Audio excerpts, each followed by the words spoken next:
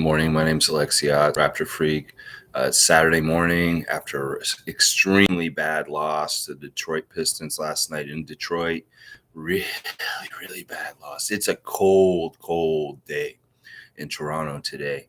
That's why the hood's up, and it's like minus 20 outside right now. It's just not very pleasant, and it was a very, very cold, cold place in the Little Caesars Arena last night because the Detroit Pistons were hot and ready, and we definitely were not. It was really a three-pronged downfall of what happened to us last night, and there's three entities that had a huge part in why we lost, and the number one entity for the reason why we lost last night was ourselves. Was the Raptors themselves. They came out completely flat. They didn't have the kind of energy or anything. They looked like they were playing at a totally different speed than the Detroit Pistons last night right from the start. They were just quicker to get to all the loose balls. They were just quicker to get to rebounds, quicker to do things on offense. We were just a step slow. We were just not very good and active in different ways for us to win. We can't play like that and expect to do good things.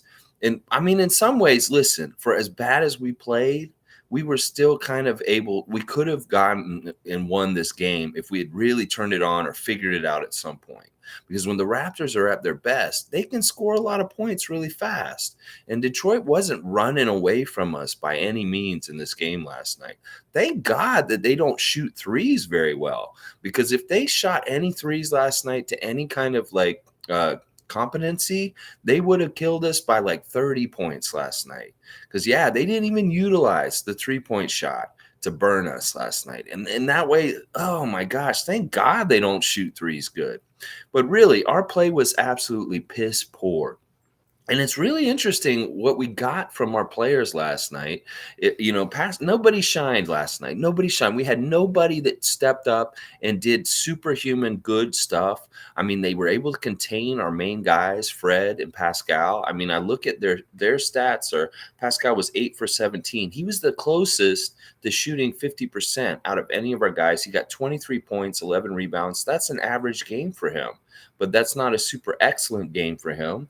And Fred, 6 for 21, 6 for 14 from three-pointer, 24 points, 10 assists. Those are the only two real – them and OG that can be kind of respectable lines. I mean, also Chris Boucher. It was our 4 longest-standing Raptors that did the best for us last night in any kind of way. And even then, they did just average. They didn't do their best. They did okay. And like I said, none of the Raptors shot 50% last night. None of them shot well at all. They all shot like hot garbage, like all of them.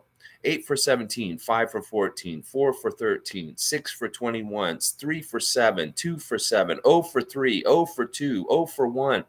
And the fact that we have so many players with goose eggs from last night, that is absolutely horrible. Champagny, Flynn, Banton, Mahalik, Birch, it's not really his fault. He got hit in the nose. This is a really bad thing that happened with Birch. Like all kinds of bad stuff happened last night. Birch getting punched in the face 4 minutes into the game and breaking his nose. And now he's gone back to Toronto. He's having surgery on his nose, and we can expect to miss him. Well, at least for today, probably for this, maybe the rest of this whole road trip.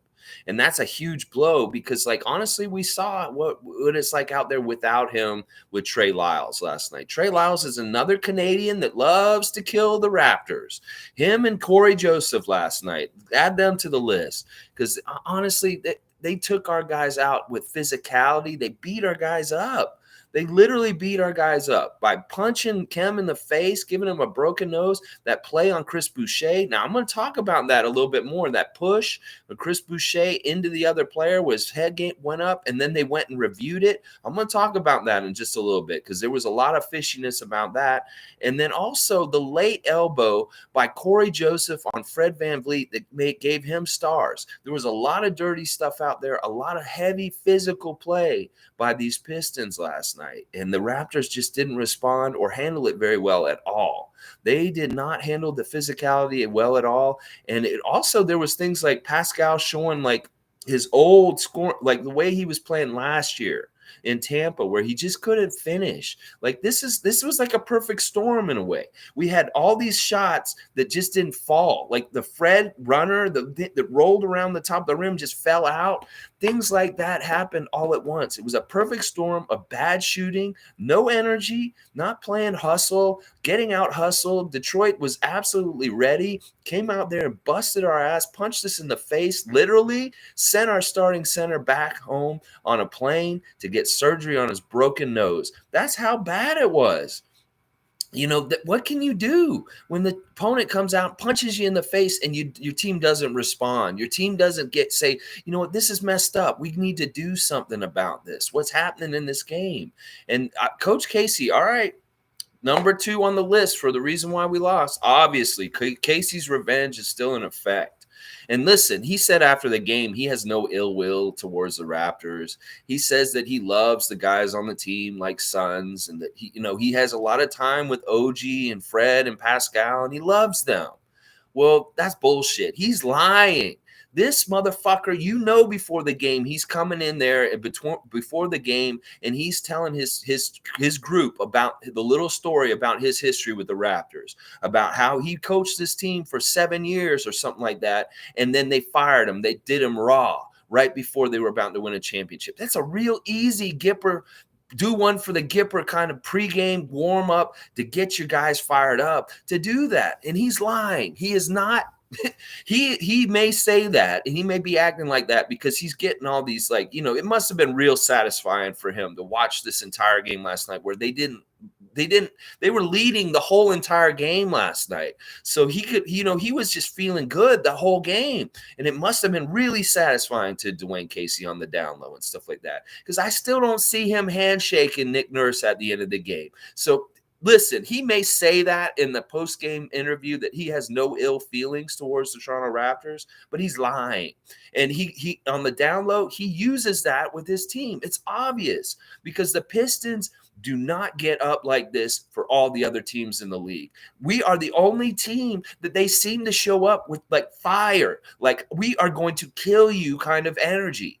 And that's what they did last night. They came out with that we are going to kill you kind of energy. They busted our center in the nose, sent him out of the game right away, and it just kept going in that kind of direction. And Casey can deny it all he wants, but the Casey's revenge factor and him getting his team up to a high level before the game with his story about his tenure with the Raptors and how it went down is a real easy way to fire up these guys and get them to do something for their coach that they love. Oh, yeah, it's real easy to make a good speech for this. And I know you're doing that, Casey. You have to be, because your record against us is absolutely totally different than against the rest of the league. Like, you have 10 wins this year, and 2 of them are against us. And that's crazy. They've already won the season series against us. There's only 3 games, and they've beaten us twice already. So that we and it probably won't matter because honestly, I don't think Detroit's going to make the playoffs. But this is the scary thing, and this is the third part of how we lost last night. The NBA wanted us to lose last night. Yes, Ed Malloy was there. As soon as I saw Ed Malloy was one of the refs last night, I knew the NBA hit job was on. And it was. Let me tell you, I can point out at least 3 instances in the game last night where Ed Malloy purposely did things against the Raptors on purpose to hurt them in this game.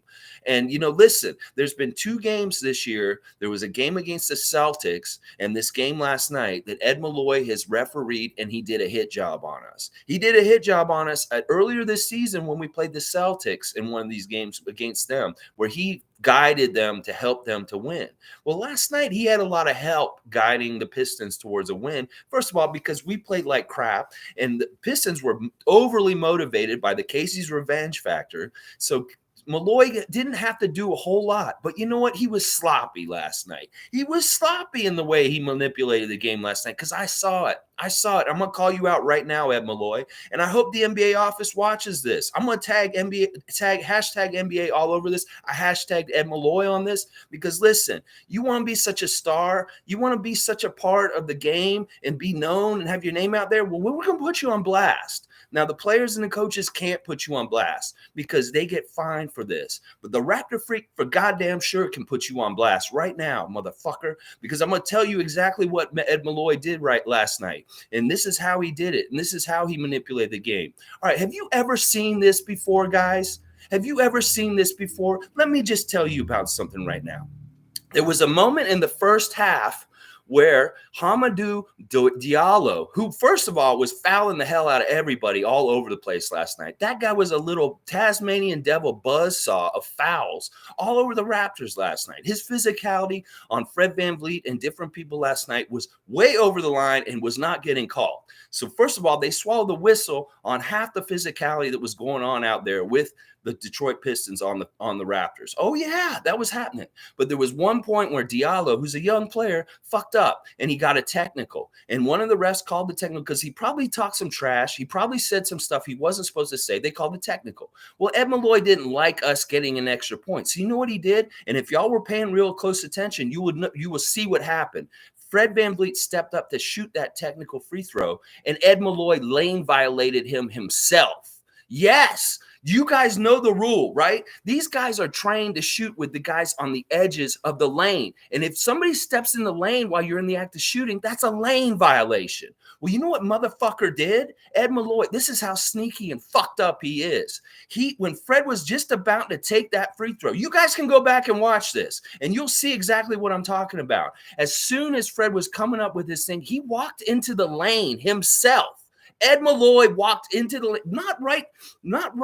He right in front of him, right in between him and the basket, and he fucked up his free throw for that technical. That is a little subtle way of him manipulating the game. That was a lane violation by the fucking referee. He made Fred miss that free throw. Seriously, y'all. And after it happened, Fred could have said something, but what is he going to do? It's the ref. He can't say, that's a lane violation. You just fucked up my shot. Meanwhile, we got the Raptor who's getting sent away. He's the only fucking person in the arena helping us in the crowd because we don't have no crowd right now. And the refs are sending him away when he's messing up our free throws for other teams. And meanwhile, the referee himself is getting in the lane during his free throw shot and messing up his free throw. That was very purposeful, and that was a manipulative way that he's trying to guide the game. This motherfucker is horrible. Like, all right, you know what? When you see Ed Malloy out there, I think he was involved in that Cleveland game too when we lost by 1 point. Somebody can go check that too because, listen, these games where we have all these weird jump balls where all of a sudden there's like a double foul and then there's a jump ball at the big middle of the court, that's all Ed Malloy's bullshit.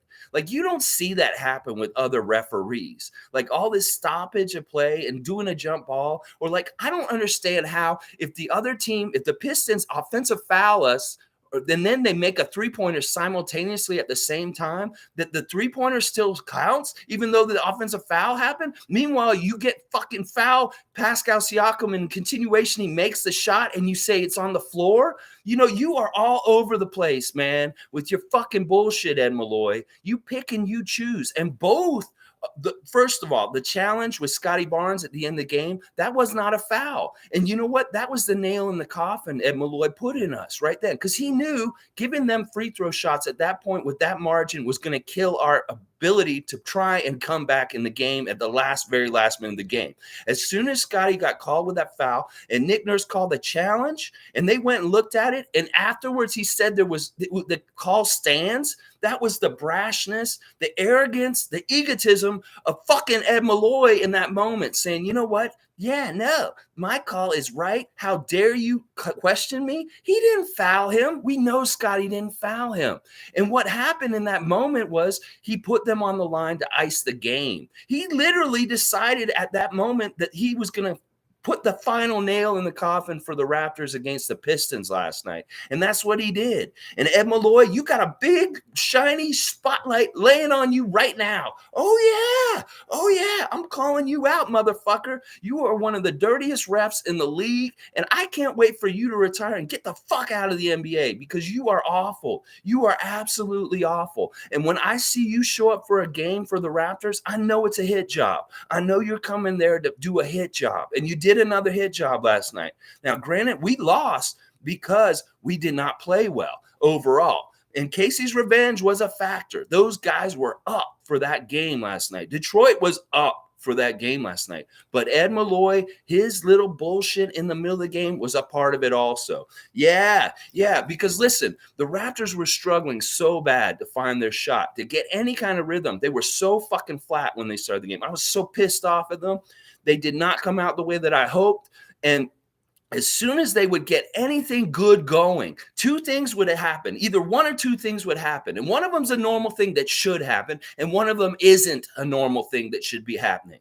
One of them is Coach Casey would call a timeout. And that's normal. Fred VanVleet hits a three-pointer, all of a sudden, timeout, Coach Casey. Yeah, that's a momentum stopper. That's a momentum-stopping timeout. But you know what, motherfucker?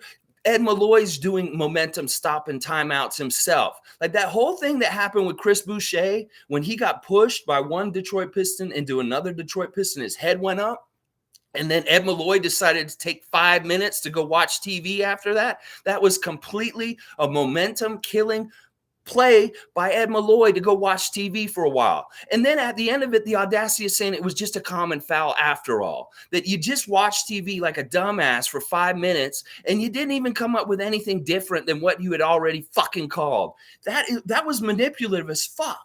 And he does that all the time. That's between that, going and reviewing on the TV or calling jump balls and having to reset for jump balls and shit like that. These are momentum killers. And that he can pick and choose when he wants to do this kind of shit during the game to hurt our ability to build momentum. When we're finally getting our ass out of our head and on our offensive end and we're finally starting to get some points, they do that. I can understand Casey calling a timeout because that's what the coach is supposed to do, to try and kill momentum for the other team. But when the refs doing that shit on the other half of the times for us, we cannot get anything going because they can't allow us to get any energy built because they're calling timeouts, dead balls, jump balls. I'm going to go look at this TV with my friends and sit here for 5 fucking minutes watching a TV and I'm not going to have anything different from it anyway. I'm just going to do this to fucking totally take all the energy out of the fucking building. I fucking hate Ed Malloy, you fucking Opie Taylor 50s looking motherfucker straight from a fucking Hoosiers fucking movie. God damn it. I hope he fucking retires soon. He is a hitman for the NBA as a referee. And this is the second fucking game he's done a hit job on us. Oh yeah. And listen, I'm telling you, all right, I'm a fun guy. I want to hear what you guys are saying this morning. I'm glad y'all are here right now. This Detroit shit is not even a joke anymore. They keep beating the Raptors. Like, what the fuck? This was the worst of them yet against Detroit. Shaking my head. Look, like I said, this was a perfect storm. It's a 3-pronged thing here. We came out flat and played like dog shit. We looked like shit. Our bench is absolutely horrible. You guys are right. I'm sick of this shit. This may be the year where we say this is the year that our bench slumped for 3 months. We need to fucking get them out of the slump. And it's contagious now. Now Champagne's not hitting his shot. And now Yuta's not hitting his shot. Svi and Malachi were the first in the beginning of the shit. And now these other guys can't hit a shot. Delano can't hit a fucking shot. Like, what the fuck is going on here? And Scotty's knees messed up. He's half of who he was. Cade Cunningham beat him in this rookie versus rookie matchup last night. Cade killed you last night, Scotty. You looked like half the player that he was last night. I know your knee doesn't feel well, and you showed some good signs of brilliance, especially in the second half, later in the game. But listen, man, you got outplayed last night, and you did not win that rookie matchup if everybody's looking at the rookie versus rookie kind of stuff. But yeah, listen, perfect storm. We came out flat, looked like dog shit. Casey's revenge, completely motivating the Pistons to play out of their mind. And then fucking Ed Malloy's hit job. That motherfucker. I fucking hate Ed Malloy so fucking goddamn much. I'm gonna cuss his fucking name until he fucking retires from the goddamn league because I'm so sick of his shit. He looks like he's stuck in the 50s. He thinks he's a prima donna superstar. Mo said it best last night. This motherfucker wants to be a star of the show. You want to have your name out there. I'm going to put you on blast, motherfucker. Ed Malloy is a dirty ref, and he manipulates the game by calling stoppages of play, calling stupid-ass double fouls with jump balls, and then him watching TV for fucking 5 minutes, killing all the momentum in the game. Yeah, your fucking calls are bullshit, and you are, listen, he's the epitome of what I'm talking about, where the NBA rules are like law right now. You interpret the law. Well, he's interpreting the law for his own fucking bullshit, and he makes it his own game. We need to see the NBA to change these fucking jump ball rules. I'm sick of it. We always see all these stupid ass jump balls when fucking Ed Malloy is reffing, and that is part of his manipulation, y'all. We need to keep our eyes open and watch this shit. All right, Andrew, let's go. We got to play Milwaukee tonight. We have to have a short memory because this fucking game is tonight, and it's soon. They traveled across time, one time zone, and this game's 1 hour early. So this game is coming really fast, but that's good in a way because we get this fucking bad taste out of our mouth from this fucking shitty ass fucking Detroit game last night. And hopefully we can get some success against the Bucks. Now, listen, they're missing Drew Holiday tonight. Yeah, Drew Holiday's not going to be playing tonight, but they got all their little weird white shooter guys back. Grayson Allen, DiVincenzo, Pat Connaughton, and yeah, he's going to be there tonight, as at least for right now, unless they're going to scratch this freak at some point in the afternoon. But right now, he's online to be playing against us tonight. Of course, he wants to get us while we're down. We got, you know, I call what happened last night, we got the booby prize. There's a thing that my parents used to do. They used to go to potluck dinners and stuff like that, and they had this thing called the booby prize. It was this ugly sculpture. And somebody got the booby prize at the end of the night. It was like you didn't want it, and it came to your house for a while after that. Well, listen, Chicago Bulls gave the booby prize to the Detroit Pistons the other night when they routed them, made them look bad, and they felt bad. And that's part of why they were motivated last night, is because they were holding the booby prize because Chicago gave it to them. Well, they gave it to us. We got the fucking booby prize now last night, and now we got to try and give it to one of these teams we're coming up on next. Milwaukee, Miami, Dallas, Washington. Man, oh man. But see, listen, I hope they're as motivated as I am in this fucking live stream right now today. These Raptors need to get their shit together. And now we don't have our starting center all of a sudden because he's got cracked in the nose. He's actually having to get surgery on it, y'all. This isn't like we're going to let you heal, wear a clear face mask. They have to fucking do surgery on Kem because of this shit. That's the kind of hit job that Detroit did on us last night. Whether it's that Corey Joseph elbow late in the game on Fred VanVleet, the shit they did to Chris. Listen, that was another play. I'm telling you, Ed Malloy, he's so full of shit. He shouldn't have watched that Chris Boucher play for 5 minutes, and then he's going to call it still a common foul, exactly what we thought in the first place. Bullshit, motherfucker. That motherfucker pushed him into another player, and he could have jerked his head back up, and we could have had 2 players in the hospital by that time.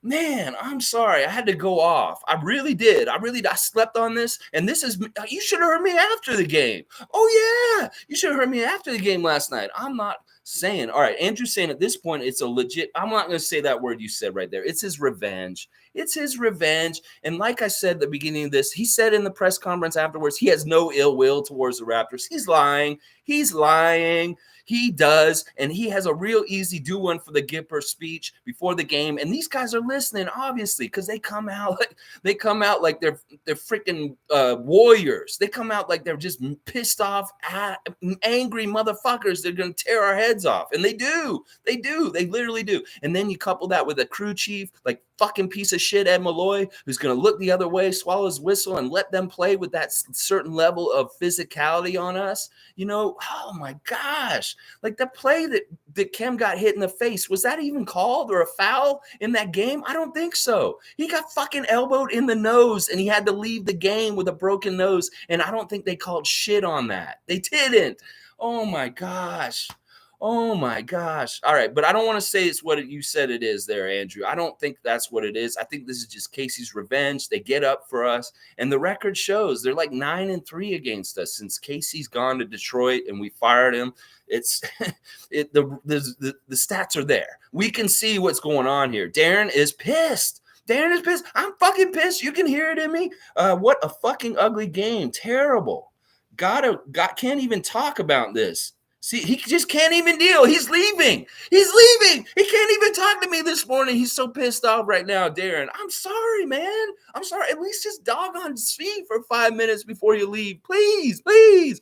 Oh, my gosh. Andrew's saying, hopefully we have enough firepower left for tonight.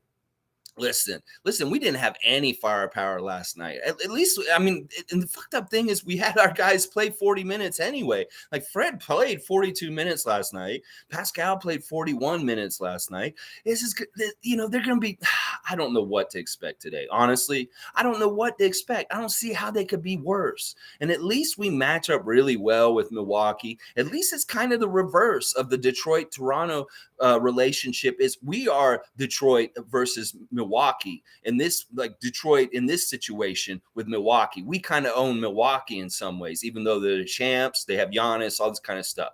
So hopefully we can just get the bad taste out of our mouth. We can get this horrible feeling, how we feel, humiliation of last night and this bullshit that happened last night, and take it out on playing really well against the Bucks and getting another win against them. That will erase all of this. That will heal all of our pain. That will make us feel this. That will make us feel so much better. And honestly, we need this because the game on Monday is getting bigger and bigger. I hear that Bam Adebayo is going to be making his return from injury on Monday against us, against the Raptors, that they're going to get Bam back all of a sudden on Monday. So we need to take care of business today with the Bucks and Giannis and get back to feeling good. Because the other thing about this is we lose today, we're back to 500, and we don't want to go back down underneath 500 in any kind of way. So this is part of it. That was a game we needed to win last night, but we did it.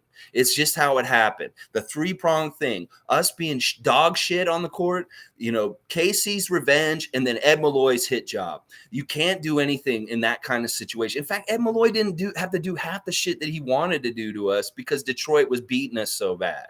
Like, yeah, he wanted to fuck us up even worse. Like, he could have done more things to really hurt us at different points in the game, and he was going to. He was prepared to, but he didn't have to. He just let that last little challenge with Scotty be the final nail in the coffin and say, no, they get free throws, and now they're really, literally, that's the ref deciding the game right there.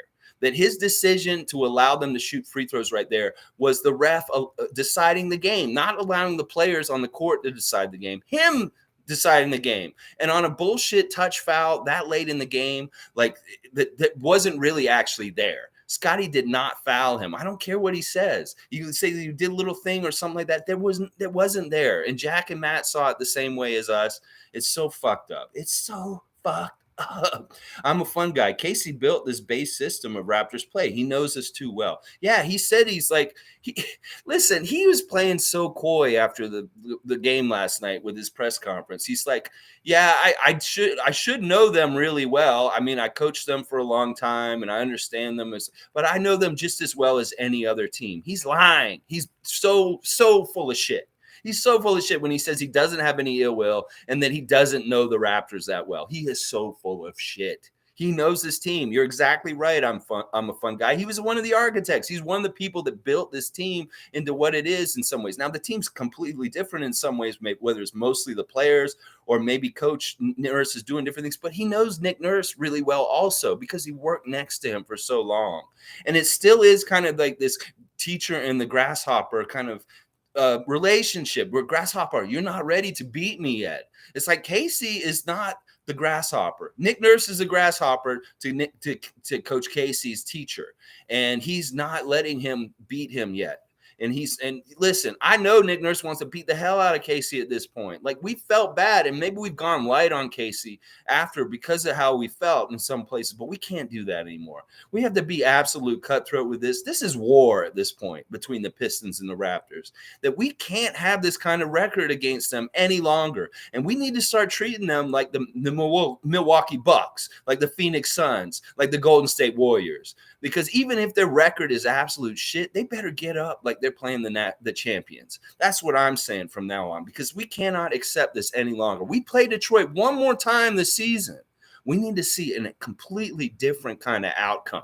We need to see something where we do what they did to us last night, even worse, so that we know that we can do this to them when we need to. Because this is bullshit. Cade Cunningham could do whatever the fuck he wanted to do last night, and he was killing us. And then that Trey Lyles stuff, that was really bad. And that showed, without Kem in the game, that we are in trouble when the big guy can do that. And he's not even a starter or anything. He's a guy off the bench, and he was killing us. So it's really bad. Really, really, really bad. Raymond Jacob, good morning, man. Good to see you.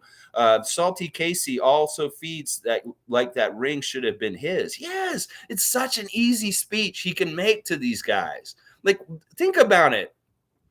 If you were a player on the Pistons and you heard Coach Casey's story, how do you feel like you would take to the game? Like, how would you approach the game and coming out there? You want to take the heads off the other guys. And that's basically what he does. He really doesn't have to say a lot. And maybe he doesn't even say that much. They just know the history. They just know the history. They know the underlyings because it's so public. They just know they did him raw. They fired him as coach of the year. He got the coach of the year award like a week before he got fired. And then the next year they win a championship. And not only that, it was the guy underneath him that got the credit and the glory in his rookie year as a coach. So it's a real easy setup to motivate for. Yeah, oh yeah. And it instills that touches them in part of their lives where they've been shafted or they've been screwed over. And then they get the motivation from their own personal stories, whether it's Beef Stewart or Cade Cunningham or Diallo, any of those guys. They think about where they got slighted like Casey did, and they make it their own personal slight. And that's part of the way that these guys get so up for it. Is that, like, I want to do this for coach, but also that's just wrong. And they deserve to get their ass beat kind of feeling. That's what it is. Let's see. Raymond Jacob, if Casey had Kawhi that year, would they still win with Casey? It's tough because, listen, there's difference. The big difference between Coach Casey and Coach Nurse, to me, by what I've seen in the time that I've seen Nick Nurse, the time I saw Casey for so many years before Nick Nurse, because I was there the whole time, and I know Coach Casey really well also. The biggest difference is Coach Casey is not quick to change on the fly. He usually comes into a game with a predetermined strategy, and he doesn't change it during the middle of the game, even though he may need to, because it's not working. He's too slow to change things, to fix things. And part of the problem with him coaching that championship year is Kawhi himself. Is the load management stuff, the stuff that had to happen with that. And then also, Nick did certain things in the playoffs that helped us win that Casey couldn't do. And that's part of the reason why Casey only had a certain ceiling in the playoffs of getting to a certain point. We'd get to LeBron and we'd lose because he never innovated. He never thought out of the box and did something like the box and one. So we would never saw the box and one with Dwayne Casey coaching us that year. And that may have been part of why we won against Golden State. That may have been part of why. And I really think that's the biggest difference. Casey's really good defensive coach. He's a really good coach. He gets a lot out of his players. He does really good stuff. But he's kind of a coach that's good for a team that's not very good, and they're trying to get better and become a good team. But he's not necessarily a good coach for a team that's already good and trying to get to the championship level. And that's the difference right there. Nick Nurse is a good coach to get you to that championship level. And Casey has a ceiling on what he can do as a coach to get to a certain point. Like, sure, if you gave him a super team, he could probably coach it to a championship. But in some ways, Casey is binded by his own way of thinking and how he does things. And that's the difference right there. So I don't think so. I do not think so. I think that it was the right move to put Casey out and bring Nurse in. And I was surprised it was Nick Nurse. Honestly, when they fired Casey, I thought they were going to bring Jerry Stackhouse in to be our coach. That Jerry Stackhouse was going to be the coach going into that year. And when they hired Nick Nurse from within, I was mystified. I was like, what? Nick Nurse? Why are we hiring an assistant coach up? And then I found out as things went on, it was like, this guy's brilliant. He's trying new things. He's doing all kinds of stuff. He's an innovator in the NBA game. So that was a big part of it. So to answer your question, Raymond, I know that took me a long time. No, I don't think Casey would have won the championship if he had been our coach that year. And that Masai was smart and he did all the right things. He did it in the right way because he only had a 1-year window with Kawhi. And imagine if he didn't fire Casey and Casey did that and we went through the whole year with Kawhi and we didn't win anything. We had a failure for that year, partly because of Casey and the way he coaches. So there's a limit to Casey. Like, he's real good at beating us, obviously, but I don't think he's a very good playoff coach to a degree. So there you go.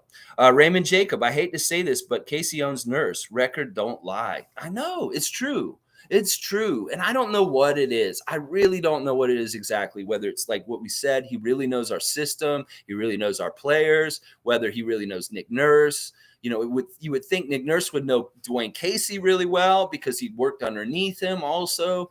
You know, it's tough and mystifying to say. I really think it's just this Casey's revenge factor where he can just spell out this whole story of his tenure with the Raptors and how it went down, and that's enough to get his players super motivated. And when you put that on a balancing thing, like where it's like one side is like super motivated and then the other side's completely flat and looks like they shouldn't even be out on an NBA court right now, then you see what happens. What happens is like last night. And this is the thing that fucking pissed me off last night. And like, okay, there's a problem here. They did the interview with Pascal after the game last night, and they talked to him about the Casey thing. And he said, I wasn't aware of this. I wasn't aware that they have such a good record against us since Casey went there. And so like, well, Pascal, wake the fuck up. And you need to get aware of Coach Casey and what he's doing to us. You should be aware of this. Like, honestly, this should be part of Nick Nurse's game plan, telling him it's like, look, we know Casey is mad. He's going to have this revenge factor in the game, and he needs to be telling the players to be ready to get punched in the face. Literally, Kim Burge, that you're going to get punched in the face because these guys are going to come out like fire because they're going to do it for the Gipper. They're going to do it for Coach Casey. And if he didn't even prepare them like that, like Nick Nurse, you need to tell your team what they're coming into. You need to tell them that. And I don't think you prepared them well enough last night that if Pascal does not know that Coach Casey's had this kind of success against us since he's gotten fired and been on the Pistons, you need to understand what's going on here, Pascal, because you're a very important player to the Raptors and understand what's going to be happening, whether these guys are going to come out like looking to kill us. And you need to be ready. Oh, my gosh. Yeah, that mystified me when they interviewed Pascal after the game. And he said, I didn't know about that. I'm like, what the fuck? Where have you been? Living under a rock, Pascal? Come on. You've been involved in these games. You obviously felt the sting of losing to Detroit. You should understand who's been beating us more than you've been beating them. And you need to fix that. Oh, yeah. Good morning, Callie. Good to see you. That game took the wind out of our sails. Really worried about tonight. I guess we will see what we are made of. It is a deflating game. It is. It kind of makes you question every single thing about the Raptors this year, like whether they are a playoff team, whether they're any good. It's like, but that's the thing. We got to look at it this way. That's one really seriously bad game. That's a really seriously bad game. And that's the kind of thing. It's kind of like being a shooter. You can't just remember your last shot. You got to keep going and go for the next one and put the last one out of your head. And this is kind of that. Like, we really shat the bed last night in a lot of ways. And if we can have all these bad things happen all at once, let's get them all out of the way in one game. So hopefully this is the only Ed Malloy hit job that we'll have in the near future. That, you know, Casey's revenge involved in this, and then also us being flat and playing like absolute shit. Get it all out of the way, put it in one game. See, if we weren't playing like absolute shit and completely flat, we still had a chance to win that game last night. Like, all it really took was us going on some crazy 20-3 run in the second half, and we would have won this game. But we never got that ability to get that run going. Partly because of two things, because Casey was calling timeouts to stop our momentum, and then Ed Malloy manipulating the game by stopping the game whenever we got something good going. So it's like if Casey didn't have a timeout and he called a timeout, Ed Malloy would do some bullshit like a jump ball or go watch TV cartoons for fucking 5 minutes on his TV and still come back and say the same bullshit. So it's tough. It's tough. But things can't get – I hope that things can't get any worse tonight. Like, I don't want to see our team come out with confidence shook. Like, if we start to be like this shook confidence team, we start losing because we have no confidence, that's going to be really bad. We're going to need to find this confidence. And right now, the bench has no confidence. We can't have the starters lose confidence also. That would be really, really, really bad. So it's really on Nick, Fred, Pascal, OG. These guys need to come out and set the tone and make sure that they lead these younger guys into success and feeling good out there, because we weren't feeling good. Casey did a really good job last night of limiting the turnovers for Detroit and allowing us easy points. He did a fantastic job with his team with that. And then the other stuff, they just did a lot of the right things to stop us and hurt us, because we won some important categories last night. Like, we actually out-rebounded them barely, not by a whole lot. And listen, they actually gave us more foul shots last night, which was good, but we missed a lot of 6 foul shots again. And the points in the paint, I was saying 2 things we needed to do yesterday in the preview that we need to do for sure was win the points in the paint and shoot better than them. And we didn't do either of those. And those were huge, huge parts of why we lost. Andrew, and on top of all that, they sent Casey to Detroit of all places. Well, we didn't send him there. Detroit ran and got him as soon as they could right away because they knew he was quality. And obviously he has been, because he's made them better and better since he's been there. They were absolute shit when he came there, and now he's starting to build them into a respectable team, especially against us. He may not be respectable against the rest of the league, but they're definitely respectable to the Raptors. We need to respect them. Yes, we do. And we can't be coming out there with a flat effort like they're a 9-30 team. Like, we should have beat them. But, man, we should have really – oh, man, I'm so pissed off at the team. I'm equally pissed off at the team and Ed Malloy, like both of them. I'm not pissed off at Casey. I'm not pissed off at the Pistons because they did what they're supposed to do. And Casey is a good coach. And I have a lot of respect and love for Coach Casey because he is a part of our history. And he is an important coach in the history of the Raptors. So I have a love and respect for him, even though he's absolutely killing us. And in some ways, I don't fault him because we did him wrong. So it's crazy. I'm a fun guy. Jerry Stackhouse is such a good coach. He held down the 905. Yeah, and also you said I felt embarrassed watching that shit show yesterday. Yeah, I did too. And I knew that this was going to be a tough stream this morning after the game. I was like, man, I got to really think about how I want to frame this because I got to be fair. It's really ultimately the Raptors' fault that we lost. But there were contributing factors. Obviously, the Pistons were an exceptional opponent, but also Ed Malloy's hit job cannot be not spoken about because it is important and involved in these things, and especially when it's a close game and he could decide a game himself. We need to put him on blast. We need to let the NBA know we're watching him and that he's a crooked ref. And there's a lot of people in this league, other teams also, that feel this way about him because when he shows up, there's a hit job about to be done by the ref.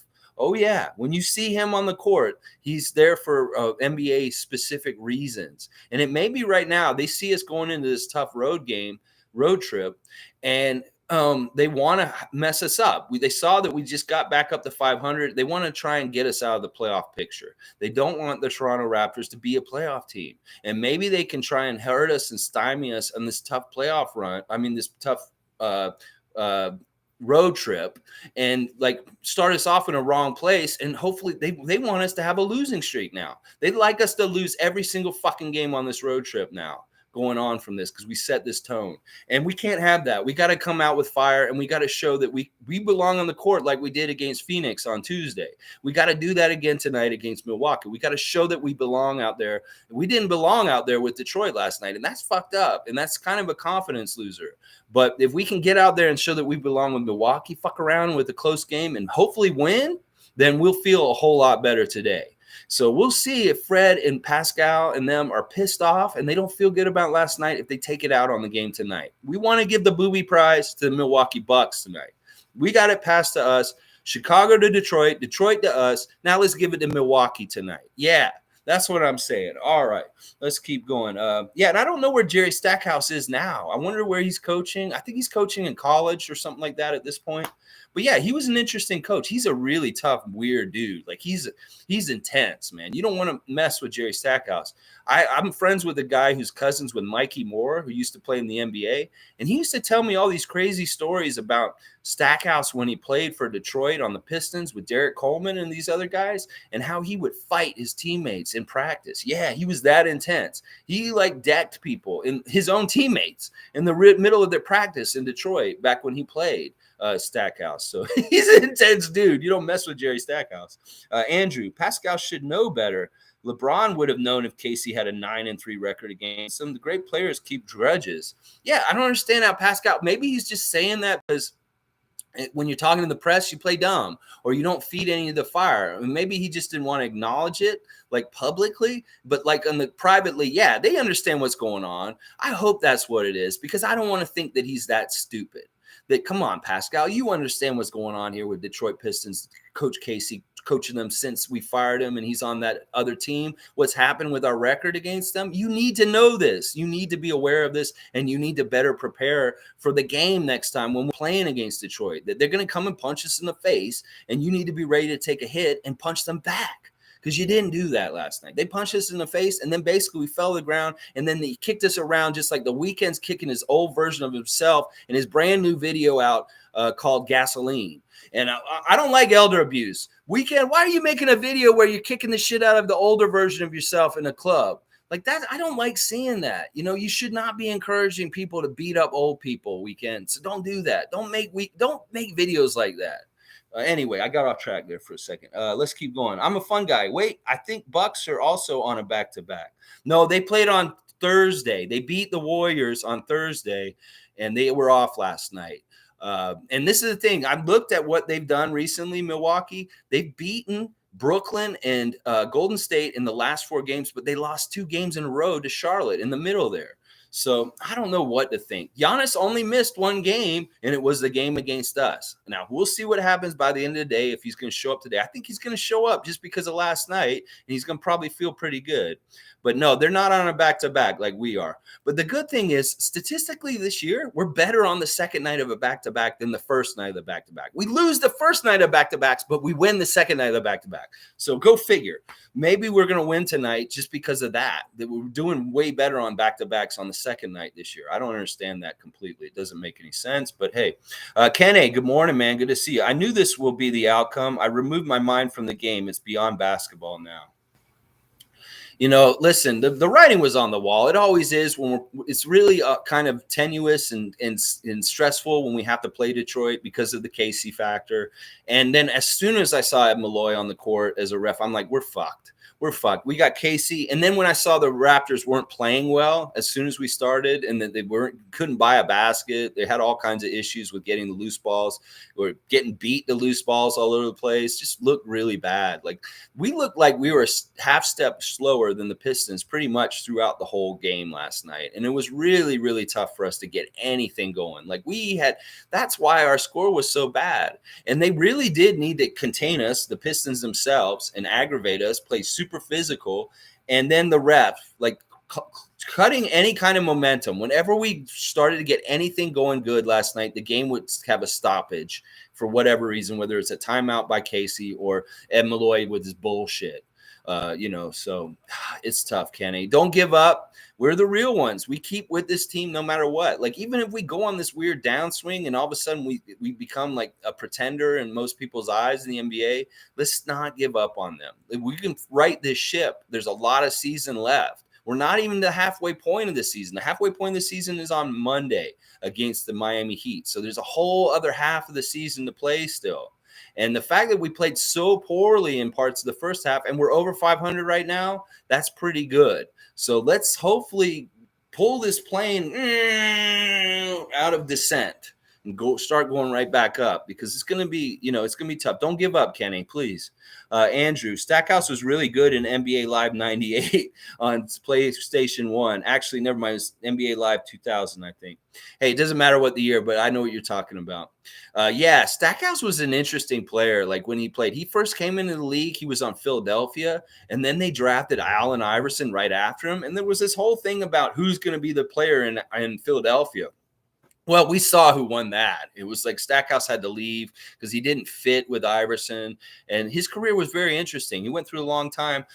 He was with Dallas when they won the championship, and Coach Casey was an assistant coach then, and that's how he ended up with us on the Raptors. Is Coach Casey had a linkage to Jerry Stackhouse from the Dallas days, and when he came here to coach us, and they needed somebody to do 905, he recommended Stackhouse, and so Casey had a whole lot to do with Stackhouse also in that way. And maybe that's part of the reason why they didn't hire Stackhouse instead of Nick Nurse, is because they didn't want to go with Casey's legacy in that way. They wanted to let Nick Nurse start another, because Stackhouse would have been a Casey guy. It would have just been like Casey 2 coming in. So Marlon Toby, good morning. You're right. The guys have to be aggressive against the Bucks. Giannis is on fire and beat Golden State 2 nights ago. Yeah, they got to be on the top of their game. They got to be like they were against Phoenix. And even then, that may not be enough. So it's like, oh my gosh, I just hope we see better refs tonight. Like, honestly, I don't want to see any more ref fuckery. Like, I don't want 2 nights of ref fuckery. Like, and we need to play better, way, way better. If we come out flat and we look just as shitty, offensively inept, and all this kind of stuff, I'm going to start getting pissed at Nick Nurse, because you're not giving your guys the right plan to succeed in. And maybe you don't have, I don't know. We may need like a bench player. We may need a trade. I said yesterday that I'm happy with what we got. But like, you know what? After a game like last night, maybe we do need a trade. And then, yesterday they were talking a lot about Jakob Poeltl coming and playing with us again. And I love that idea. If we could trade and get Jakob Poeltl back on this team like tomorrow, that would be really, really good, because he comes already installed with really good chemistry with Fred, Pascal, and OG. Like, these guys have awesome chemistry between them already from years back on the bench mob. So if we can get Jakob Poeltl in here, especially since Kem's out with a broken nose all of a sudden, that would be fantastic. So make it happen, Bobby Webster. Get on the phone with Greg Popovich and the Spurs and make something happen and get Poeltl back on the Raptors ASAP. Oh, yeah, ASAP, because that will really help us. We need more big guys, obviously, and we need big guys that can handle big guys. Like Trey Lyles was out of control last night. That guy should not have been the guy who was killing us last night, and that's purely because of size. Purely because of size, he was killing us last night. So, Starscream's back. Oh, my gosh. All right, let's see. Andrew's saying Pistons were shooting horribly from 3, and we still couldn't keep up. Pistons didn't shoot any threes. Honestly, they barely shot any threes. They made, okay, they shot 27 and they made 8. Yeah, thank God that they're not a good 3-point shooting team. Like, honestly, they would have put a huge nail in the coffin if they were better 3-point shooting team. And good 3-point shooting teams, like with what happened last night, they would have beat us by 30, 40 points last night. It was that bad. Oh, my gosh. All right, Starscream. All right, listen, this is Nets fan coming in here and saying this to us, guys. And I'm welcoming you back. We've missed you, Starscream. You haven't been around for a bit. And we're excited about the back-to-back with you guys coming up in the end of next month, when we're going to play a home-and-home back-to-back with the Brooklyn Nets, first in Brooklyn, and then we'll come into Toronto and play them again 2 nights in a row. That's going to be really fun. I'm calling it the Starscream Challenge in honor of you, sir. All right, let's see. You guys are in good shape. 1 game out of 7th and 3 out of 5th. Don't you guys have Milwaukee tonight? Yes, we do. We do have Milwaukee tonight. And it's a great palate cleanser for last night. We just go out there and just play a competent game and look like we belong. I'll be happy. I don't care if we win. I just want us to look like we belong. I don't want to look like we don't belong in this league again like we did last night. And that was pretty bad. But yeah. I'm glad you have optimism for us. I have optimism for the most part. I just want to see them get out there and play at a high level again, because last night they basically shit the bed. And I don't like seeing the Raptors play that poorly. And it's hard to base the rest of the season off of last night when you saw something so awful. That a team that really is like like worse, way worse than our record right now, like the way we played last night. All right, G. I think next time Malloy officiates, Raptors players should run into players and trip on their own feet for calls. Yeah, all kinds of dumb stuff. Like, listen, this is the thing. Ed Malloy is slanted. He's biased. Like he fucks with the Raptors on purpose. He is. Like, I don't know what it is. Like, I know the league office has directives for the refs. Like, sometimes they say don't call fouls on LeBron because we need him to be in the game so that because that's why people watch. That's why we get money. Is we need LeBron in the game. So there's certain superstars, they will swallow the whistle. They can get away with fouling people. They can get away with doing all kinds of stuff. And because they don't want them to be in foul trouble. Well, they can be doing this in the reverse. Like they can say, we want you to target Pascal Siakam and get him in foul trouble early so that Raptors have to take him out of the game so it'll hurt them and make it hard for them to play. Well, last night, Malloy didn't have to do a whole lot himself because the Pistons came out, they punched our center in the nose and put him out of the game right away. That's a disadvantage right off the bat. And Casey brought in Lyles and fed the Raptors to him. And that at that point, the manipulations could be really subtle and in the moment. Whether it's, like I said, you guys saw that technical free throw that Fred shot and he missed. Well, he missed it because Ed Malloy lane violated him himself. He walked into the lane as he was shooting it, and it fucked up Fred's shot. Yeah, the ref lane violated Fred on that. If you go back and watch that technical free throw that Fred shot for Hamidou Diallo's technical in the first half, as Fred is shooting his free throw, Ed Malloy himself walks in between him and the basket in the middle of the lane and fucked up his free throw. And at that moment, I saw Fred wanting to say something like, hey, but what can he do? It's the ref. So it's like, can he call a lane violation himself and say, lane violation on you, ref, because you just walked out in front of my shot and made me miss? Meanwhile, we can't have our mascot underneath the basket because of Devin Booker. Meanwhile, the refs are walking out in the middle of our free throw shots. You guys go back and watch it. You'll see exactly what I'm talking about. Go watch the replay of Fred shooting that free throw, and you'll see what I'm talking about. So it's little things like that. And then, like I said, the Chris Boucher play where he went and watched it for like 5 minutes, and Jack's like, why does it take so long for him to watch this? That's a total momentum killer. We get momentum going. We get energy going on our side. They go and call a whistle, and they say, we got to watch TV for 5 minutes. It takes all the energy out of the game, sucks it out of the game. And it's usually when the Raptors are getting going that kind of stuff happens. Oh, yeah, it's really messed up. Okay, let's keep going. Starscream saying, now imagine if the NBA didn't come to their senses and cancel those games. You guys would be screwed probably. Well, the one game they only postponed one game in our favor. And it was that one that they did right at the last minute with Chicago, the second one. The other two ones were postponed for Orlando and for Chicago in their situation. So they really only helped us with one. They made us play the other ones, whether it was that Cleveland game, that was some bullshit. And then even the Philadelphia game coming back. I mean, actually, we had most of our guys then. So it's tough to say with that. Let's see. Kenny, I will always support my Raptors. Just don't like these frustrating moments. Yeah, you're a real one, Kenny. I know you are, man. I know you are.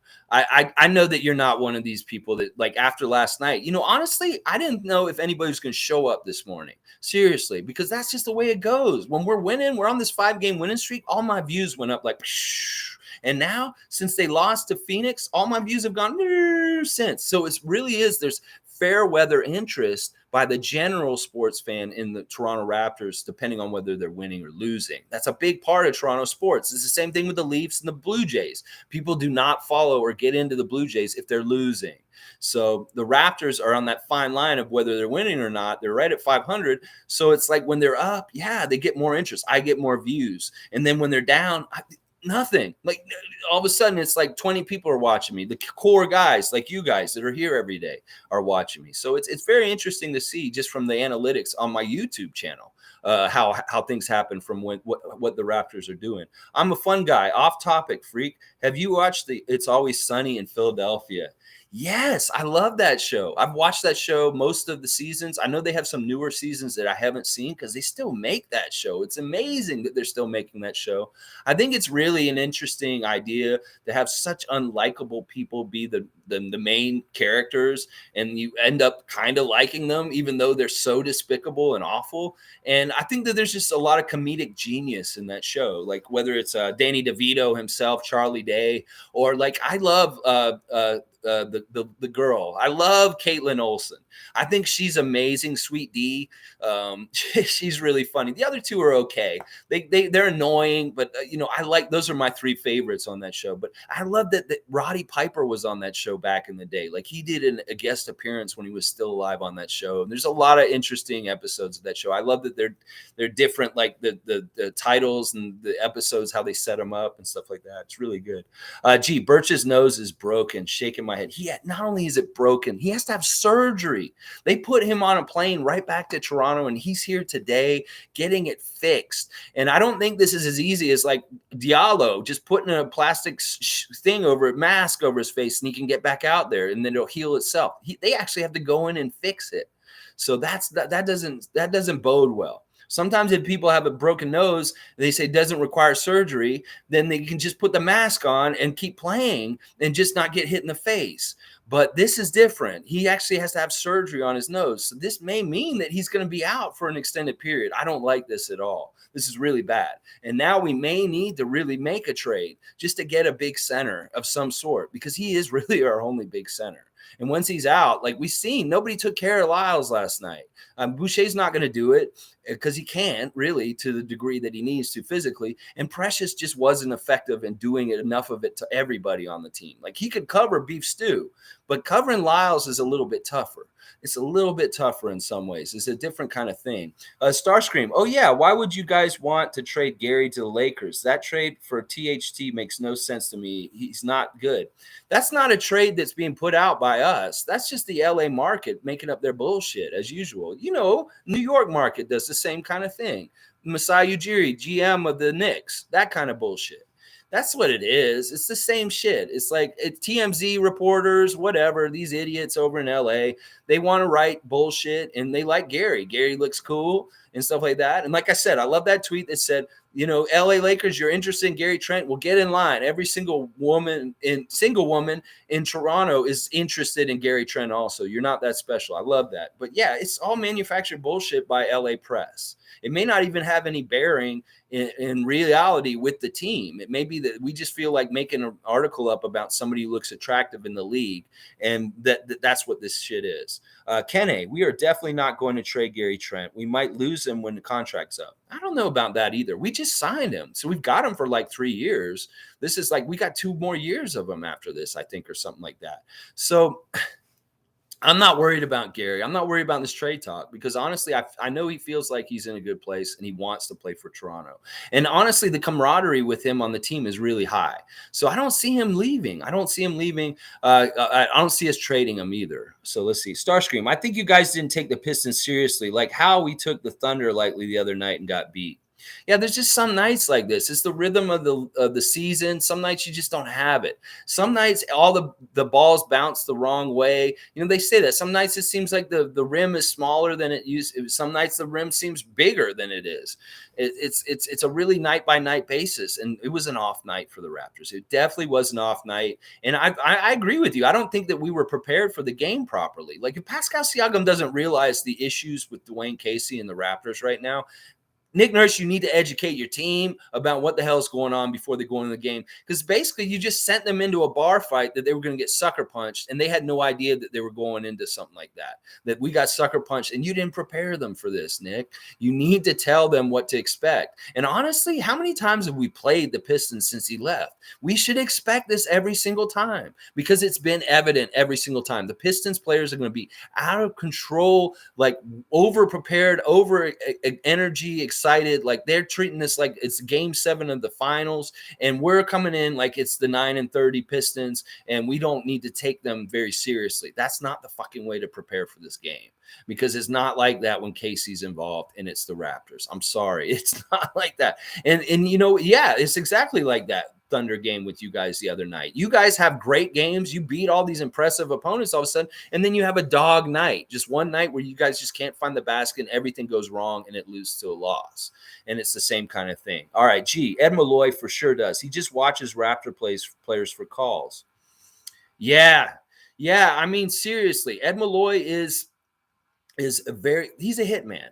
And I'm telling you, it was a hit job by Ed Malloy last night on the Raptors. He didn't have to work as hard as normal because the Raptors and the Pistons did a lot of the work. But, he made damn for sure that the Raptors didn't get any kind of momentum going to try and come back and steal this game in the end. He really did. He did little manipulative things, stoppages of plays, weird fouls, not calling fouls when he did, all that kind of stuff.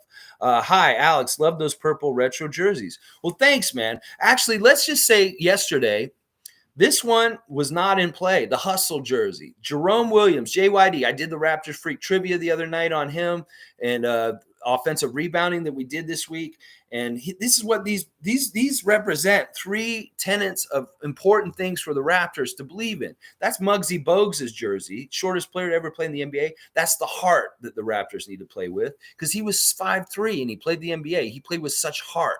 And then we got JYD, who's like a hustle player. He went after it. He'd go crashing in the out of bounds and get balls. He was just really physical on the boards, everything. That's the hustle. So we get the heart, the hustle, and then behind me, that's Alvin Williams. He was the first real one for the Raptors, the one who stuck by the Raptors franchise no matter what. When Vince Carter was being shady and like not trying and then wanting to leave, and Antonio Davis was like, I don't want to learn the metric system with my kids, so I don't want to play here. And McGrady's like, I'm going to Orlando. All these guys weren't real ones. They all took off. But the first real one was Alvin Williams. So that one to me represents dedication. So we got heart, hustle, and dedication. And last night we were lacking the hustle and a little bit of the heart. So that's what that's all about right now. And these jerseys are all signed too.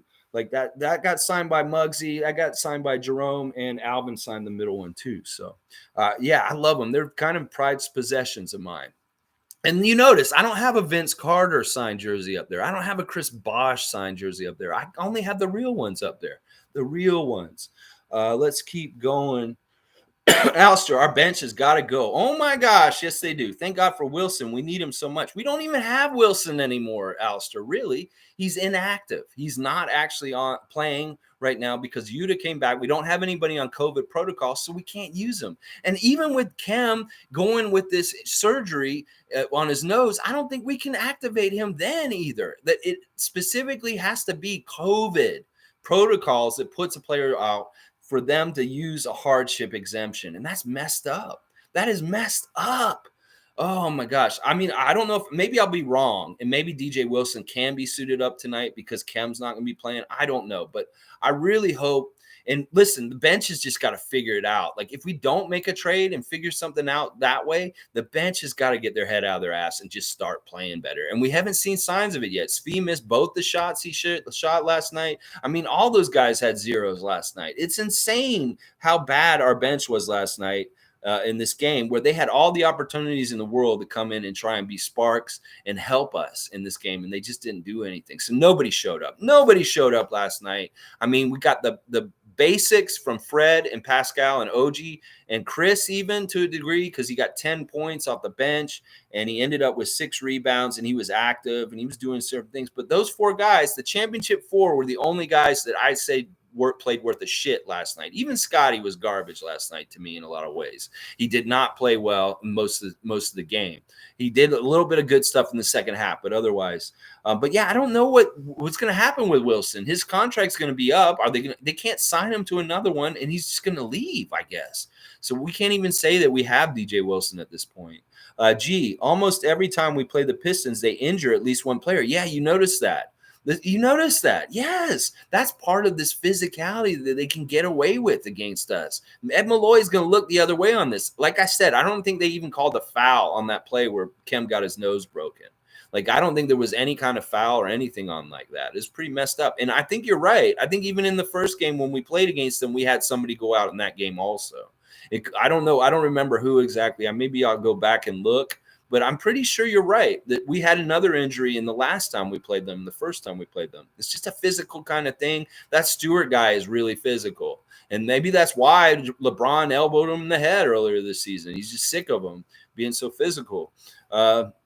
Let's see. I'm a fun guy. I think Raptors are primed for a few trades with the rumors I see. I think you might be right, especially after last night.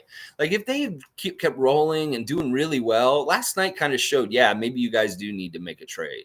Because like honestly, I didn't think they needed a trade a couple days ago, but now I kind of do feel like they need a trade.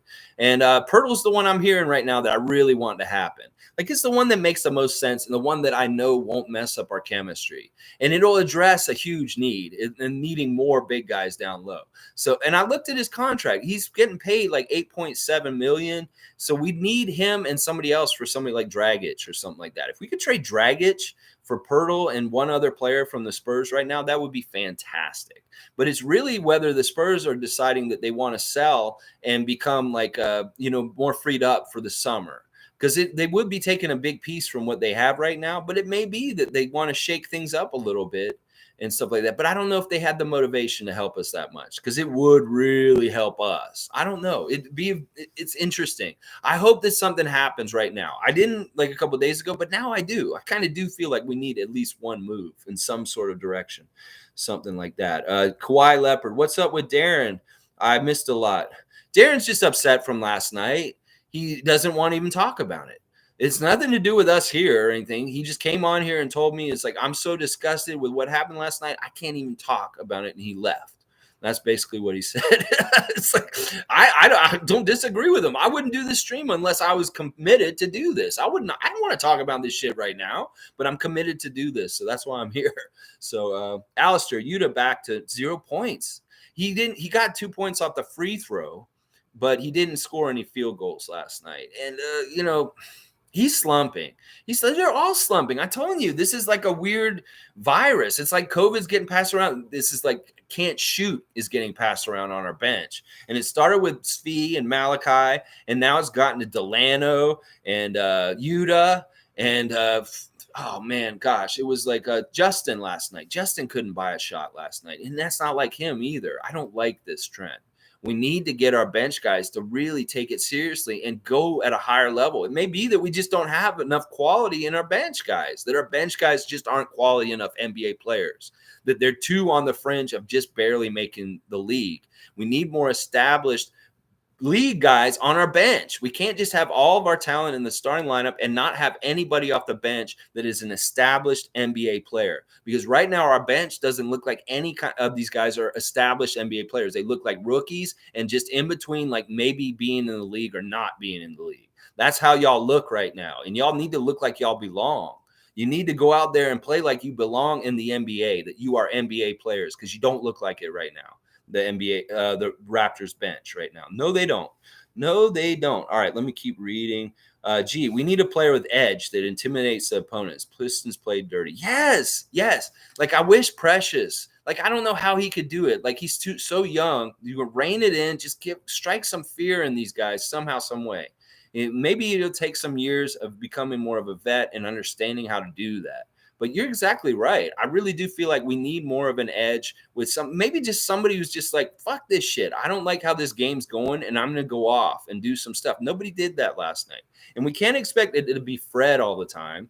And Pascal at times last night looked like Pascal last season, where he was getting to the rim and then it would just fall out or he just barely miss. He had a lot of those like layups that just fell out. And that was really bad luck in itself. But also it's a testament to how physical Detroit was playing him last night. They were aggravating him, his shot that much. He probably should have been on the line way more because he was missing really easy shots that should have just went down, but they didn't. They were doing little weird rim outs, and it was really bad. Like it was like everything that could go wrong last night went wrong, basically, is what happened last night. It really is. Everything that went wrong went wrong.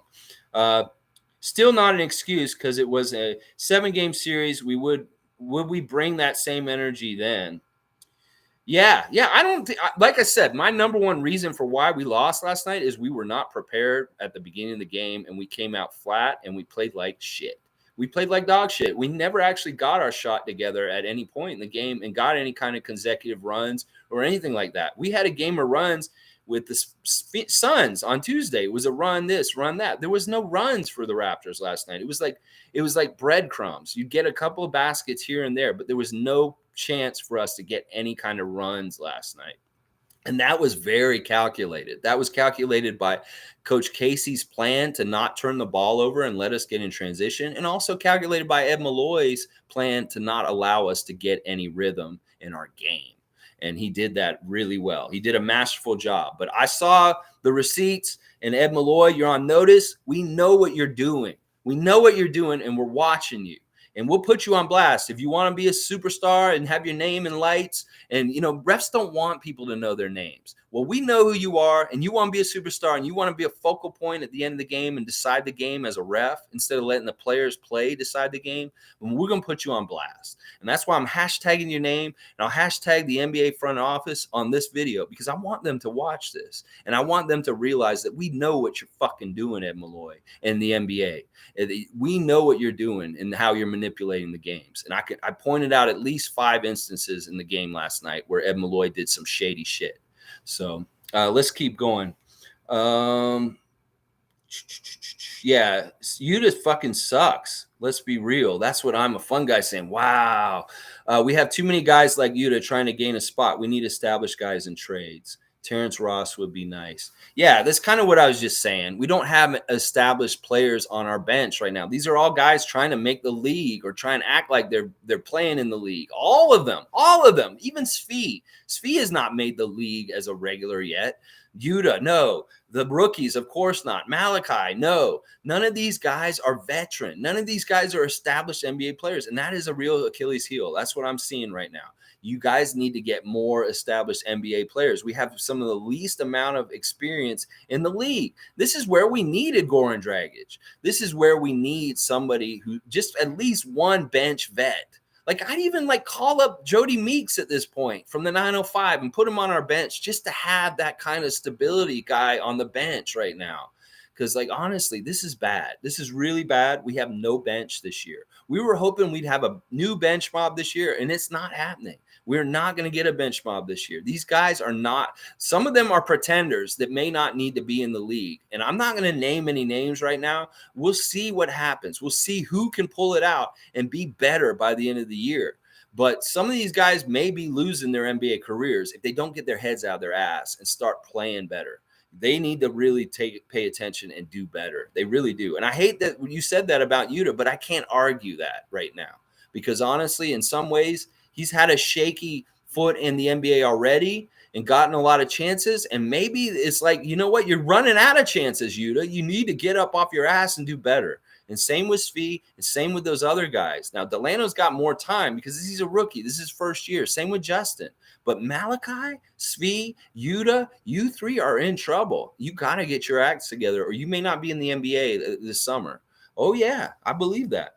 Let's see. We need 1 or 2 bench guys who can score consistently. Yes. You guys know what you're talking about. And I think you're exactly right. It's wearing down the starters. This is all contributing to stuff.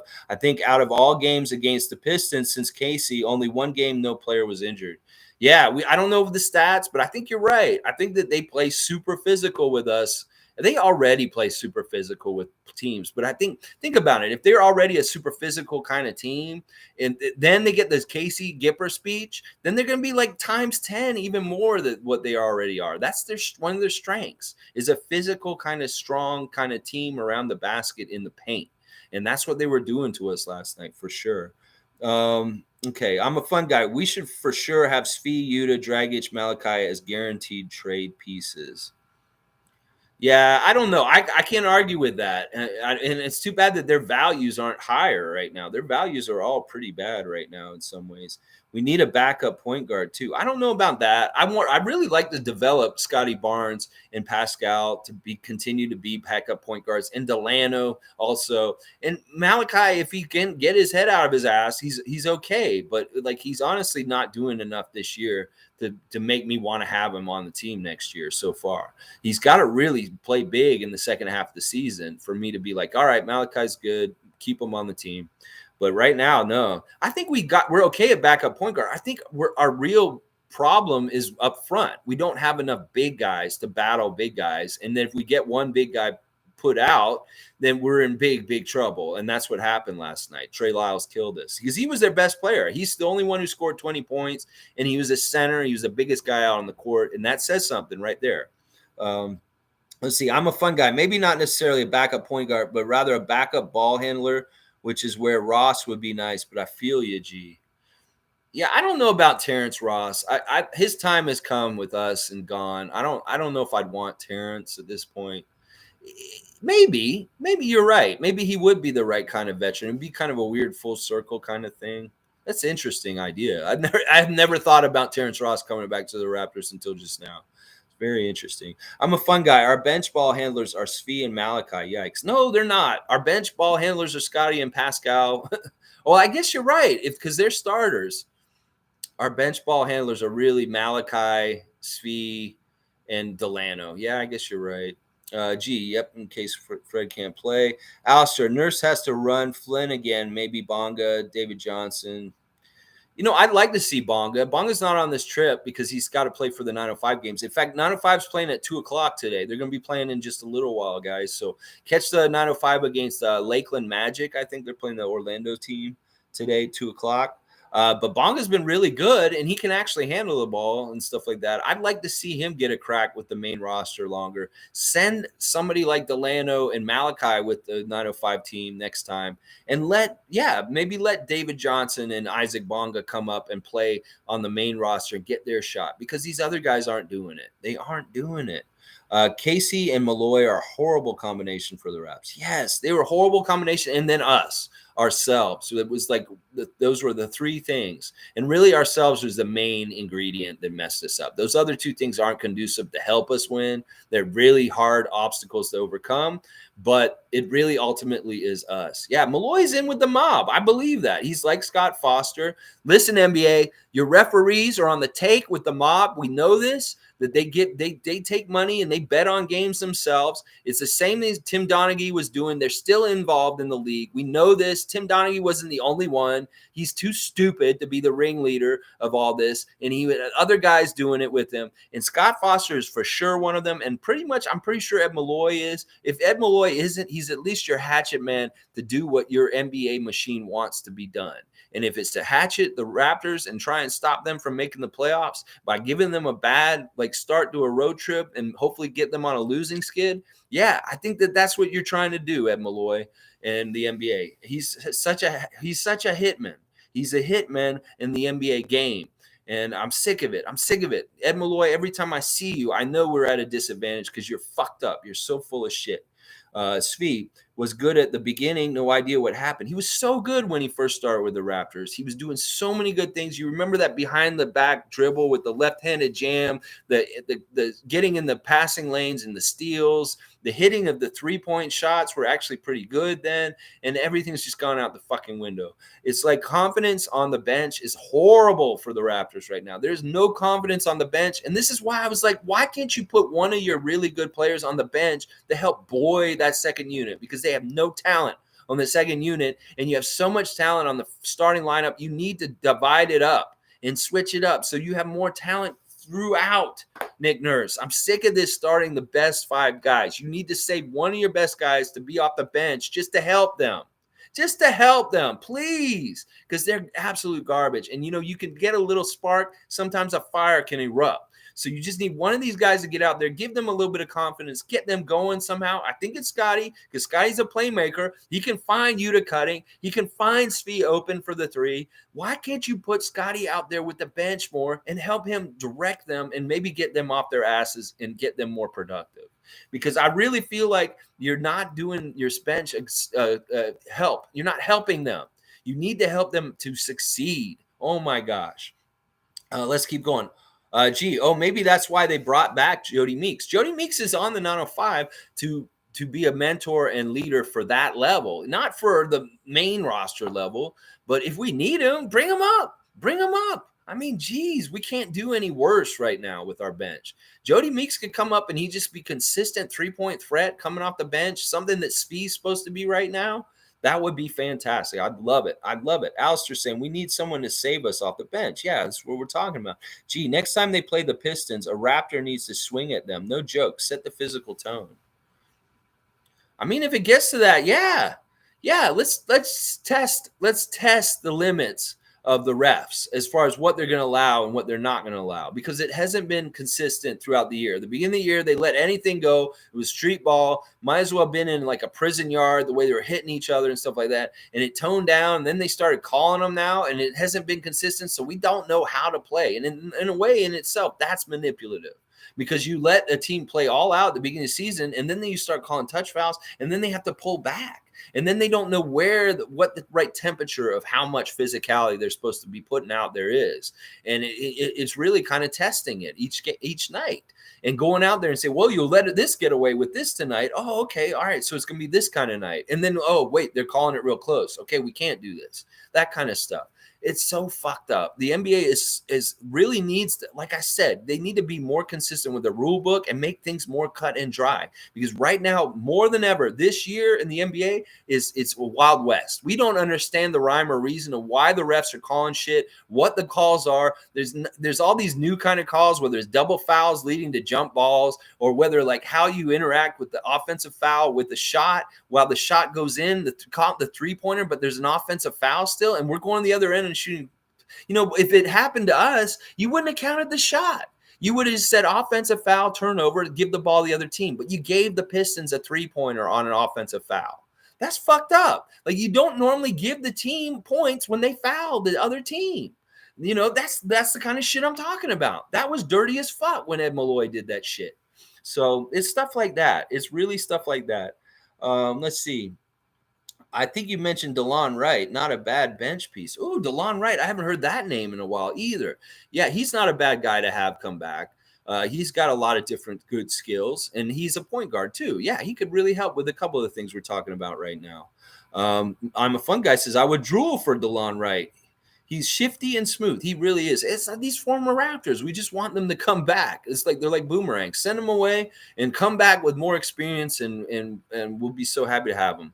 Ibaka would have fought someone yesterday. Yeah, there's another former Raptor that could have helped us a lot yesterday. Yeah, none of that kind of shit would have happened on Serge Ibaka's watch last night. He would have made sure shit would not have gone down like that. I don't think you like TD, but even he would have been a decent bench piece at this point. Yeah, Terrence Davis would be great in this situation. The issues with Terrence Davis were more social justice warriors in Toronto not wanting him to be on the team. You know, I understand. And in some ways, I totally agree with them. We don't want that kind of character on our team for what he did. But yes, you're exactly right. He would have helped us last night. He would have been a much more capable, confident, consistent scorer in what he was doing out on the court than any of the guys we put out there from the bench. How hurt is Gary? We need his ass. Gary, all right, before the game, I watched Gary shoot around. Like, he shot around in the pregame for a long time. They were showing him. He looked great. He looked fine. In fact, it looked like he was going to play the way he was shooting, the way he looked to me. He looks okay. I think he's going to play tonight. So he could be a real boost for us tonight against Milwaukee. And that may have been part of the plan all along, that he could have came back last night, but they wanted to hold him off because it's a back-to-back, and the tough game was tonight. The tougher game was tonight. At least we thought. It may be that last night was a tougher game in hindsight. We'll see what happens tonight. Hopefully we can have it easier, a little bit more recipe of a success for us. And I think that Gary will play tonight. I think that he was just held out last night because of this back-to-back situation. And they were like, if we're going to play, we don't want him to play both games. We'll let him play one or the other. And obviously they decided in Milwaukee. So I think Gary's going to play tonight. I'm pretty sure. Ibaka would have put them in their place. Yeah, see, that's what we need. We need somebody like that. Kem's personality isn't like that. He's too nice. He doesn't want to score. He's so giving that he can't be this tough jerk. Like, we need this guy. We need a guy like Charles Oakley.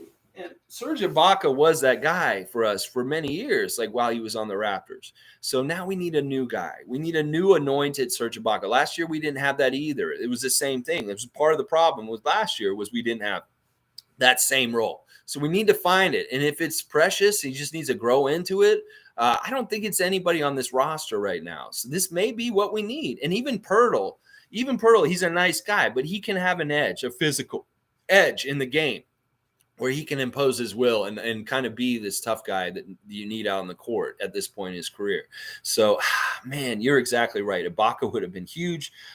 Any of these former Raptors would have been huge for us last night. Raymond Jacob, I didn't watch the Suns-Pacers game, but I heard they trolled Booker with a Raptor. They did. They did. That's so awesome. I love you, Pacers, for doing that. They sent that one of those generic walk-in Raptor ones, that orange-looking one that anybody can get for a Halloween costume. You know what I'm saying? The one you see in like viral videos, that orange Raptor. They sent him out during his free throws, and I love it. That's touche. Cup of tea to you, Indiana Pacers, for that. That was hilarious. That was so hilarious. Yeah, go watch the highlights. At least that's something we can smile about in that whole thing. You know what I'm saying? All right, so tonight, defending champions in their building, coming off of this loss. It's so crazy. Graham saying, does DJ have to wait for a COVID case to play? I think so. I think that it's just not going to happen. I think that they're not going to be able to be allowed to play him because all of our guys have gotten COVID. Unless Chris gets COVID today and he can't play, we're not going to see DJ Wilson back again unless we can pick him up later in the season at a different stage in the year for some reason because rosters expand or some other thing happens with our team, God forbid, where we need somebody or something like that. But I don't think he's going to get to play another chance for us. And he may be done and that's just gone. It's too bad. But all right, yeah, tonight, Milwaukee, we can't play like we did last night. We have to come out with some fire, some fight, and we need to just be badasses. We need to go back to looking like a badass team and make our baskets, shoot better than them, do everything better than them, out energy them, out hustle them, out rebound them, do everything we need to. Obviously, with Giannis, we need to give him some OG-itis. We need to keep him away from the basket as much as possible, make them shoot from the outside. It's going to help that Drew Holiday's not playing today. It's going to be a big help, but we still got to worry about Middleton. We got to worry about Connaughton. We got to worry about DiVincenzo. We got to worry about Grayson Allen. You know, Bobby Portis is going to be out there being a knucklehead. You know, there's Milwaukee. It's Milwaukee. And we've had success against them so far this year. We've beat them twice. So this is the rhyme or reason of the NBA. Sometimes there's no rhyme or reason. We could lose to a team like the Pistons last night and the game like last night, so ugly, and then turn around and on the next night and beat the defending champions in their own building with Giannis Antetokounmpo. That's the kind of thing that happens in the NBA. So hopefully that's what we're seeing tonight because these guys don't want to lose games. They want to keep winning. And, you know, if they start moving towards the other side of 500 again, that's not going to be good. We need to do this, especially because they're trying to make the all-star teams. I mean, they're not trying. It's not that important, but they won't make the all-star teams if we go on a slide and we start to look really bad as a sub-500 team. So, yeah, it's really important. Yeah, Alistair, I don't know if we're going to sign DJ. There's no guarantees on anything. And it may be that our hands are tied with what we can do. I don't know what's happening exactly with him. It's weird to see him in street clothes when we could honestly have used him. But it's weird that the rules are we can't activate him over other guys. Like in some ways, I'd rather them they should have been like, he's not ready to come back from COVID with Utah and held him out for 2 games in street clothes and let DJ play these 2 games on his contract while he's still in the second 10-day. That's what maybe, I don't know if they could have done that, finagled that somehow. He's like, oh, he's not back from protocols yet because he's got conditioning issues and then still play him. I don't know. But anyway, let's see. Last one, Raymond Jacob. At least Nurse owns Bud. Let's go. Yeah. Casey's got Nurse, but at least Nurse owns Bud. You're exactly right, Raymond Jacob. All right, let's go, Raptors. We got to get this taste out of our mouth. At least the game's coming quick and fast. There's a little bit of a disadvantage because the game is so early in the day and that these guys had to travel so quickly and that there's a time change where the team, the time changes going to Detroit to Milwaukee. So there are a little bit of weird things with that and the back-to-back, and Milwaukee had a night off last night. So we'll see what happens. I hope that the Raptors come out and punch them in the mouth today and get off to a good start and do the exact thing that Pistons did to us last night. Get out to a lead, hold it the whole entire game, and just win, baby. Just win. All right, y'all. Like, comment, subscribe, share. 1.5 hours. Jeez, I was going to go real short. I was hoping I could sneak on here before y'all would find me and maybe just do it real fast. Sometimes on these lost games, I might go a little earlier in the morning just because I don't want to talk for too long. But we did anyway today. There was a reaction and a preview, so it was necessary. All right, we got to beat the Bucks. Go Raptors. Like, comment, subscribe, share. Thank you all for being here again, as always, every morning. You know, this was a tough loss. Don't let one loss bog you down too much. It's just one game, and you can shit the bed for one game, and it doesn't mean that's who you are. So keep that in mind. This is not who the Raptors were last night. This was just really bad.